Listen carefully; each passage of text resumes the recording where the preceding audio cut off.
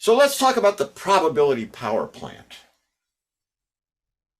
And just to go back to like your nomenclature, we got the generators, we got the users, and we have the distributors, your IT infrastructure. Whatever we do has got to fit through your corporate data pipes. So it all starts with analytics. And the analytics has to go through what's known as an API, application programming interface or something. And it's whatever it is that goes through there is gobbledygook, but it's structured gobbledygook that another machine is going to understand. If you're going to analyze how long an aircraft part is going to last, you're going to end up with a distribution. You're going to have, well, for example, there's a 10% chance that the thing will last 100 hours or less. 50% chance it's going to last 350 hours or less. A 90% chance it'll last 700 hours or less. And just to get the nomenclature right, these numbers are called percentiles and these are called quantiles. Virtually any analytics is going to give you these. We then So this is just to reiterate for everybody who's listening to us. This is basically taking historical records, historical data, and mapping it as a distribution, as a curve that gives you all of this information. So historically, 100 hours was kind of the lowest possible 10% of the time, and then 700 is kind of the upper bound. Only 10% of observations have been more than that. So for the time being, we're making an assumption that you have some data. If you have no data, that's the separate conversation, and it's also can be addressed. It's not a problem. But for the time being, we're just assuming that you have the data, because once I started, because I actually went through this journey in the organization, and what I discovered is that there's a lot of data. It's stored somewhere. Sometimes it's physically in the journal, at the actual power plant, or at the actual mine. Sometimes it's one of the operational systems. There's actually so much data that you would be able to find most of the information you need for most of the risks you can possibly think about. And then, of course, Doug Hubbard wrote a whole book on what to do when you don't have enough data. So that's not a problem either. Well, let's remember his motto. You have more data than you think, and you need less data than you think. And even if there's no data at all, then that's the time in which you most need to use a distribution. Exactly. Right? I mean, that's when you really need to start looking at ranges of outcomes. Because there's so much uncertainty. Exactly. And what the final point I'll make on this on the historical data is that what I found sometimes, that for a particular risk, historical data that I wish I could have used wasn't particularly reliable. So we just found proxies. We used proxies. So we used something that would indicate a risk. So for example, for a production cycle, we wanted to find out how often the equipment broke down. And so we wanted to look in the register of breaking down equipment, and found that this register was incomplete and it didn't really have a lot of data points. We knew there was more than they recorded, so they weren't recording they weren't recording the incidents basically. So what we did instead, we looked at water usage, electricity usage, and gas usage, and that showed us a lot of spikes. And so we were clearly able to identify instances where something wasn't right. For example, electricity dropped. Clearly the machine stopped operating. So there must be some sort of event that caused it to stop. So even if there is no direct kind of obvious perfect fit data, proxies can solve a lot of problems. And again, that's becomes a non-issue. It's so funny. I had a completely parallel experience doing risk management with a big gas utility, right? Well, the risk is a pipe blows up and kills people, you know? Oh God, it doesn't happen very often, right? But a proxy is a leak. Yep. Because some of the leaks become, and there are quite a few leaks, right? This is known as the cumulative distribution. This is going to come out of virtually any analytics.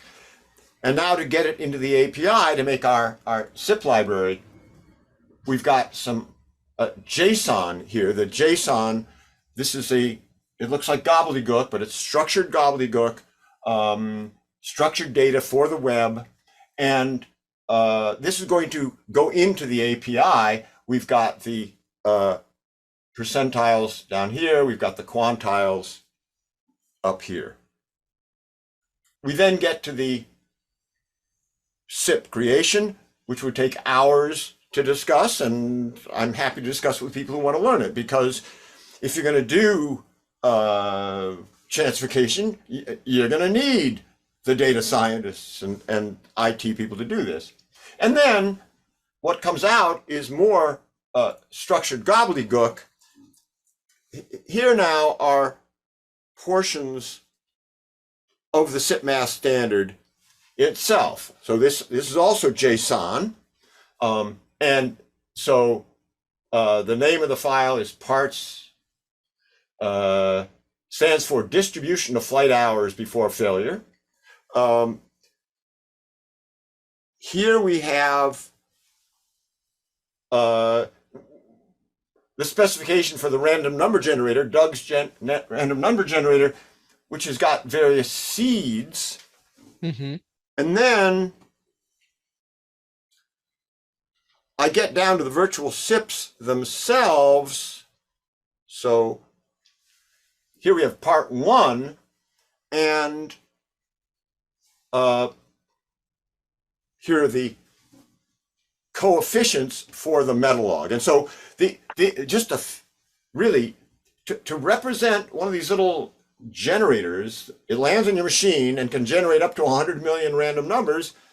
It takes up to 22 numbers, 4 seeds for the random number generator, and 16 coefficients and some bounds for the metalog. So it's just astonishing that this tiny amount of information can then produce a replicable stream of random numbers wherever it lands. So let's go on now to the use case. And I'm going to actually go over to Excel. I'm sharing my screen, and we have built this from a template created by Tom Keelan.